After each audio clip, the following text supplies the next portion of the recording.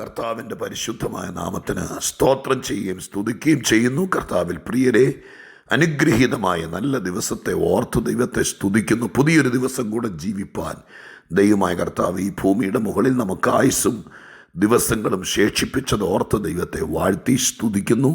സന്തോഷത്തോടെ ഇന്നത്തെ ദിവസത്തിലും ദൈവത്തിനായി ജീവിച്ച് ദൈവത്തെ മഹത്വപ്പെടുത്തി ദൈവിക കാര്യങ്ങളെക്കുറിച്ച് ചിന്തിച്ച് കഴിയുന്നിടത്തോളം നന്മ ചെയ്ത് ദൈവത്തെ പ്രസാദിപ്പിക്കുവാൻ ദൈവമായ കർത്താവ് നമുക്കെല്ലാവർക്കും കൃപ നൽകട്ടെ എന്ന് ആത്മാർത്ഥമായി പ്രാർത്ഥിച്ചുകൊണ്ട് നിങ്ങൾക്കെല്ലാവർക്കും യേശുക്രിസ്തുവിൻ്റെ ധന്യമേറിയ നാമത്തിൽ വിനീതമായ സ്നേഹവന്ദനങ്ങൾ അറിയിച്ചുകൊണ്ട് കർത്താവും ആത്മരക്ഷകനും വീണ്ടെടുപ്പുകാരനുമായ മഹാദൈവത്തിൻ്റെ തിരുമുഖത്തേക്ക് നോക്കി ഒത്തിരി സ്നേഹത്തോടെ ഒരുപാട് നന്ദിയും സ്തുതിയും പുകഴ്ചയും മഹത്വവും എല്ലാം സ്വർഗസ്ഥനായ ദൈവത്തിന് കരയേറ്റിക്കൊണ്ട് ഇന്നും ഞാനൊരു ലളിതമായിരിക്കുന്ന ആത്മീക ചിന്ത വിശുദ്ധ ബൈബിളിലെ ഒരു ഭാഗം വായിച്ച് പങ്കുവയ്ക്കാൻ കർത്താവിൽ ശരണപ്പെടുന്നു.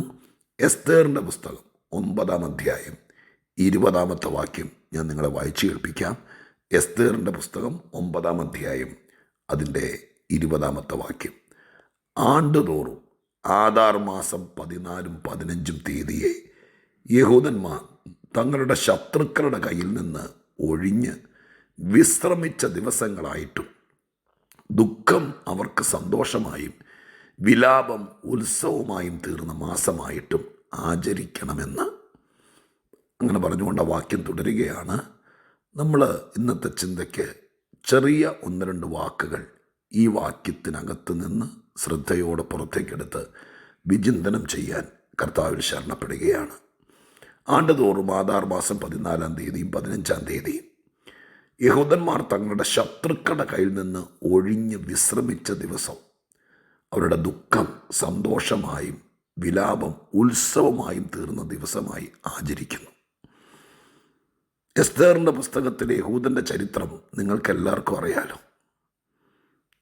ഒരുപാട് പ്രയാസത്തിലൂടെ കടന്നുപോയ ദിവസങ്ങൾ, ജീവൻ കയ്യിൽ പിടിച്ച് ജീവിച്ച ചില നാളുകൾ മനഃപൂർവ്വമായി ഇല്ലാതാക്കാൻ വേണ്ടി കെട്ടിച്ചമച്ച നിയമങ്ങളുമായി ഒരു മനുഷ്യൻ പൊങ്ങി വന്ന കാലം.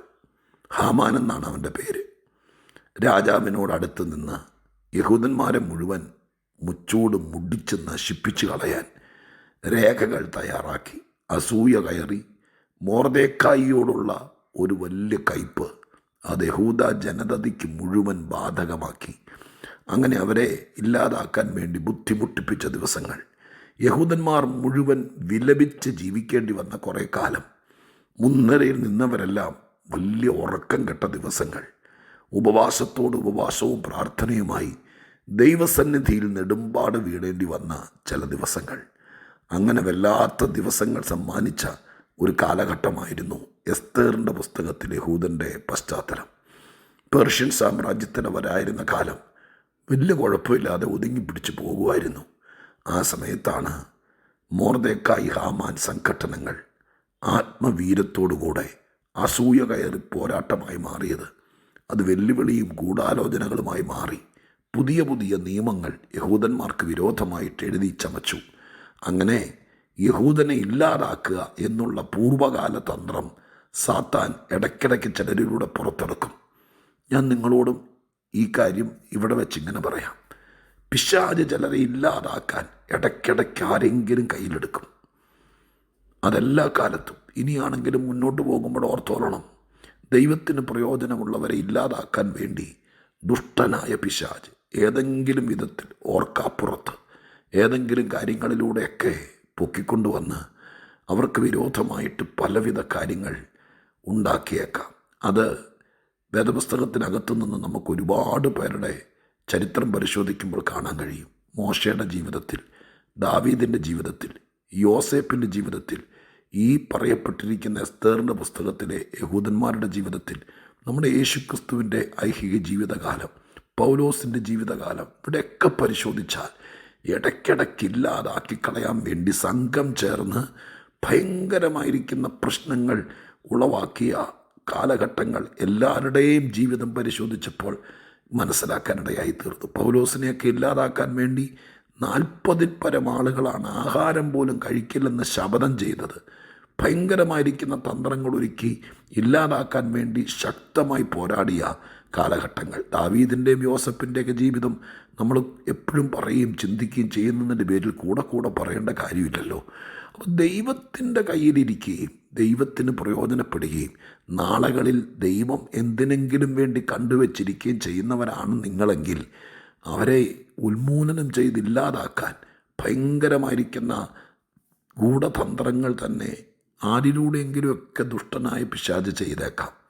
പക്ഷേ തിരുവെഴുത്തിൻ്റെ പക്ഷം ചേർന്ന് ദൈവത്തെ മാത്രം ആശ്രയിച്ച് ദൈവകൃപയിൽ ശരണപ്പെട്ട് ദൈവത്തിൽ ചാരി ദൈവത്തിൻ്റെ പാദപീഠത്തിൽ നിൽക്കുന്ന പക്ഷം ഈ വാക്യം അന്വർത്ഥമാകും. 9-ാമത്തെ അധ്യായത്തിലേക്കൊക്കെ വരുമ്പോഴേക്കും ഈ 9-ാമത്തെ അധ്യായത്തിലേക്ക് എത്തിച്ചേർന്നത് വലിയ തീച്ചൂളയിൽ ചവിട്ടിക്കൊണ്ടാണെന്നുള്ള കാര്യം സത്യമാണ്. ചിലപ്പോഴൊക്കെ അത് നേരിട്ടേ മതിയാവും.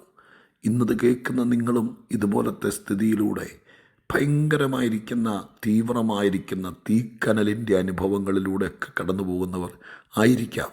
പക്ഷേ ദൈവത്തിൻ്റെ തിരുസന്നിധിയിൽ ആത്മീക ജീവിതത്തിന് ഇങ്ങനെയൊരു വശമുണ്ടെന്നുള്ള കാര്യം മറക്കരുത്. എബ്രായ ബാലന്മാരും ദാനിയേലും ഒക്കെ രൂത്തുമൊക്കെ മാനസിക ശാരീരിക പീഡനങ്ങളിൽ കൂടെ കടന്നുപോയവരാണ്. അവരെ ഒരുപാട് പ്രശ്നങ്ങളിലൂടെ കടത്തിവിട്ടു എന്ന് വേണം പറയാൻ. എതിരെ നിന്ന വ്യക്തികളും ശത്രുക്കളും ഒക്കെ ഉണ്ടായിരുന്നു. പക്ഷേ 20-ാമത്തെ വാക്യം, എസ്തേറിൻ്റെ പുസ്തകം 9-ാം അധ്യായം 20-ാമത്തെ വാക്യം, അവിടെ വർഷത്തിൽ 2 ദിവസങ്ങൾ അവർ മാറ്റിയിട്ടിരിക്കുക. ഇവിടെ നാം ഈ പുതിയ നിയമകാലത്ത് ജീവിച്ചിരിക്കുമ്പോൾ ആഘോഷത്തിന് വേണ്ടി ആചാരത്തിന് വേണ്ടി 2 ദിവസങ്ങൾ ആണ്ടിൽ മാറ്റിയിട്ടു എന്നുള്ളതല്ല. പിന്നെയോ ഇവിടെ അവരെ കുറിച്ചെഴുതിയിരിക്കുന്ന 1-2 പദങ്ങൾ ഞാൻ ശ്രദ്ധയോടെ വീക്ഷിച്ചു. അതിപ്രകാരമാണ്: യഹൂദന്മാർ തങ്ങളുടെ ശത്രുക്കളുടെ കയ്യിൽ നിന്ന് ഒഴിഞ്ഞ് വിശ്രമിച്ച ദിവസം. അങ്ങനെ ഒരു ദിവസം ഉണ്ടാകുമോ എന്ന് നിങ്ങളിൽ പലരും ആശങ്കപ്പെടുന്നില്ലേ? പക്ഷേ ചരിത്രം മുഴുവൻ പരിശോധിച്ചാൽ അങ്ങനെ ഒരു ദിവസം ഉണ്ടാകും. എല്ലാവർക്കും ദൈവത്തിൻ്റെ പക്ഷം നിൽക്കണം കേട്ടോ. ശത്രുവിനോട് എതിർക്കാൻ വേണ്ടി നാം നമ്മുടെ ബുദ്ധിയും പണവും, നമുക്ക് കൂടെ നിൽക്കാൻ ആളുണ്ടെങ്കിൽ അവരെയൊക്കെ ഉപയോഗിച്ചിട്ട് അവസാനം ദൈവത്തെ പഴി പറയരുത്. നാം ദൈവത്തിൻ്റെ ആളുകളാണ്. അതുകൊണ്ട് ദൈവത്തിൽ മാത്രം ഈ പുസ്തകത്തിലേക്ക് മാതൃക നമ്മൾ പിന്തുടരുക. എസ്തേറിനോട് പറഞ്ഞു, രാജാവിനോട് ഈ കാര്യം ബോധിപ്പിക്കാൻ പറയുമ്പോഴും എസ്തേർ പറഞ്ഞത് രാജാവിനോട് പള്ളിയറയ്ക്കകത്ത് പോയിട്ട് ബോധിപ്പിക്കുക. കാരണം അദ്ദേഹം ഈ ഹാമാൻ അദ്ദേഹത്തെ ബ്രെയിൻ വാഷ് ചെയ്ത് വെച്ചിരിക്കുക. അതൊന്നും അസാധ്യമാണെന്നാണ് അടുത്തറിയുന്നവർക്ക് മനസ്സിലായത്. അപ്പോൾ ബന്ധങ്ങൾ കൊണ്ടും ഇൻഫ്ലുവൻസ് കൊണ്ടൊന്നും ചിലപ്പോൾ ചില കാര്യങ്ങളിൽ കൈകാര്യം ചെയ്യാൻ പറ്റില്ല. അതിന് എസ്തേർ പറഞ്ഞത് വരുന്നിടത്ത് വെച്ച് കാണാമെന്നല്ല, നമുക്ക് ദൈവസന്നിധിയിൽ ഉപവസിക്കാം. ഉപവാസം കൊണ്ടും പ്രാർത്ഥന കൊണ്ടും ദൈവാശ്രയം കൊണ്ടും വിഷയങ്ങളെ നേരിടുക എന്നൊരു രീതി തിരുവെഴുത്തിൽ നമുക്ക് കാണാൻ കഴിയുന്നുണ്ട്. ഒന്നോടെ ഞാൻ ആ ഭാഗം പറയാം. ഒരു വിഷയത്തെ നമ്മൾ നേരിട്ടേ പറ്റൂ. ചില പ്രശ്നങ്ങളെ നമ്മൾ അഭിമുഖീകരിച്ചേ പറ്റൂ. എങ്ങനെ? ചുമ്മാതിരുന്ന് അഭിമുഖീകരിക്കണമോ? അതെയോ നമുക്ക് മനപ്രയാസങ്ങൾ വരുമ്പോൾ തന്നെത്താൻ ശപിച്ചും മറ്റുള്ളവരെ പ്രാഗിയും നാം വിഷയങ്ങളെ അഭിമുഖീകരിക്കണമോ? അതെയോ നമ്മളെക്കാൾ കരുത്തും കഴിവുമുള്ള ആളുകളുടെ അഡ്വൈസുകളും ബുദ്ധിപരമായിരിക്കുന്ന ആലോചനകളും ചോദിച്ച് അവർ പഴിതടയ്ക്കാൻ വേണ്ടി പറയുന്ന പല കാര്യങ്ങൾ കൊണ്ട് പണം മുടക്കിയും ആരുടെയെങ്കിലൊക്കെ കാല് പിടിച്ചും കൊച്ചുവെളുപ്പാൻ കാലത്തെ ഏതെങ്കിലും രാഷ്ട്രീയ തലവന്മാരുടെ വീട്ടുവളപ്പിൽ ചെന്ന് നിന്നും ഈ പ്രശ്നങ്ങളെ അഭിമുഖീകരിക്കണമോ? അതെയോ സ്വർഗത്തിലൊരു ദൈവമുണ്ടെന്നും ആ ദൈവമായ കർത്താവാണ് സകല കാര്യങ്ങളെയും നിയന്ത്രിക്കുന്നതെന്നും ഒരു ദിവസം സ്വർഗീയ കോടതിയിൽ നിന്ന് കാര്യങ്ങൾക്ക് നീതിയോടെ വിധിയുണ്ടാകുമെന്നുള്ള മനസ്സോടെ ചുമ്മാതിരിക്കുകയല്ല, മിണ്ടാതിരിക്കുകയല്ല, ഉപവാസം കൊണ്ടും പ്രാർത്ഥന കൊണ്ടും വിഷയങ്ങളെ ഫേസ് ചെയ്യുന്നവർ.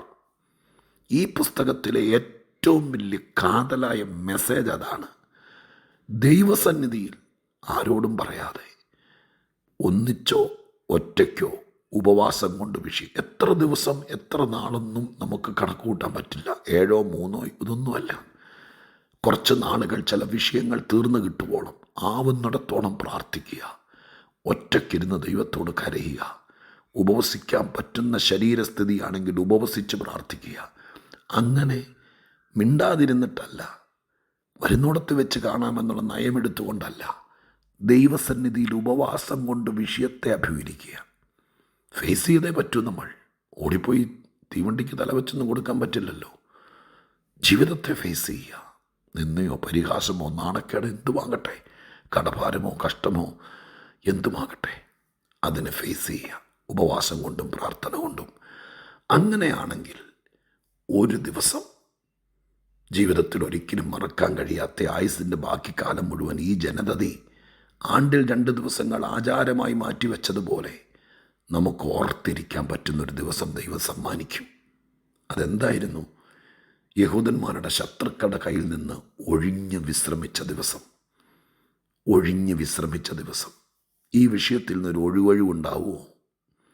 ഈ കാര്യം നമ്മുടെ തലയ്ക്ക് മീതെ നിന്ന് ഒഴിഞ്ഞു പോകുമോ? എൻ്റെ ജീവിതത്തിൽ നിന്നത് കുടിയിറങ്ങി മാറിത്തരുമോ? എനിക്കൊരു വിശ്രമം ഉണ്ടാകുമോ? വിശ്രമം എന്ന് പറയുന്നത് കയ്യും കെട്ടി അനങ്ങാതിരിക്കുക എന്നുള്ളതല്ല. സമാധാനപൂർണമായിരിക്കുന്നൊരു ജീവിതം. അല്ലാതെ പാത്രം കഴുകാതെയും ആഹാരം വെച്ച് വേവിച്ച് കഴിക്കാതെ ഇരിക്കുക എന്നുള്ളത് അതല്ല ഈ വിശ്രമം. ഒരു റിലീഫ്, ഒരു മാനസിക സ്വസ്ഥത. തീർച്ചയായിട്ടും പ്രാർത്ഥന കൊണ്ടും ഉപവാസം കൊണ്ടും ദൈവാശ്രയം കൊണ്ടും വിഷയങ്ങളെ നേരിട്ടവർക്കെല്ലാം ദൈവമായ കർത്താവ് അവരിൽ വ്യാപരിച്ചു നിന്ന പ്രശ്നങ്ങളിൽ നിന്ന് ഒരു ഒഴിഞ്ഞു പോക്കും വിശ്രമവും കൊടുത്തിട്ടുണ്ട്.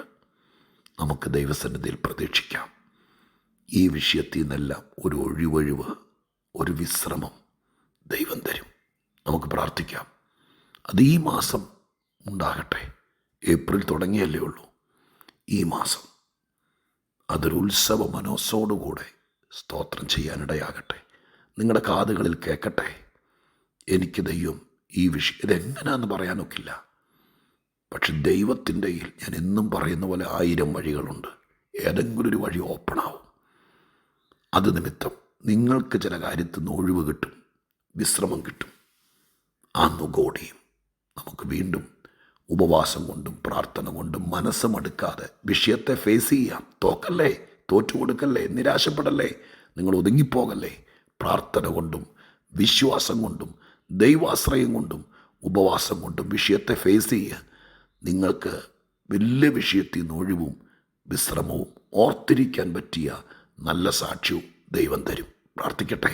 പരിശുദ്ധ ദൈവമേ, ഞങ്ങളുടെ സ്വർഗീയ പിതാവേ, എസ്തേറിൻ്റെ പുസ്തകത്തിൻ്റെ പശ്ചാത്തലത്തിൽ യഹൂദന്മാരെ ഇത്ര കണ്ട് വിഷയങ്ങളിൽ നിന്ന് ഊരിയെടുത്ത് വിശ്രമം കൊടുത്ത ദൈവമേ, ഒരു കാലത്തും അവർക്ക് ഇങ്ങനൊരു സ്ഥിതി ഉണ്ടാകില്ലെന്ന് വിചാരിച്ചെടുത്ത് എൻ്റെ കർത്താവ് കൈകാര്യം ചെയ്തവനാണല്ലോ.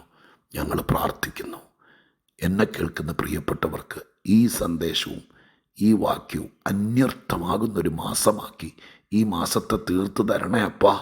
അപ്പാ, ഈ മാസത്തെ ഞങ്ങൾ അങ്ങനെ ആഗ്രഹിക്കുക. ചില വിഷയങ്ങൾ, ചില ഭാരങ്ങൾ, ചില ദുഃഖങ്ങൾ, ചില നുഖങ്ങൾ, ചില കഷ്ടങ്ങൾ, ചില ഭാരങ്ങൾ, ഒഴിഞ്ഞു മാറാത്ത വേദനകൾ ഒഴിഞ്ഞു പോകുന്ന മാസമാകട്ടെ. വിശ്രമം കിട്ടട്ടെ. യേശുവിൻ്റെ നാമത്തിൽ പ്രാർത്ഥിക്കുന്നു. കേൾക്കണേ സ്വർഗീയ പിതാവാം ദൈവമേ.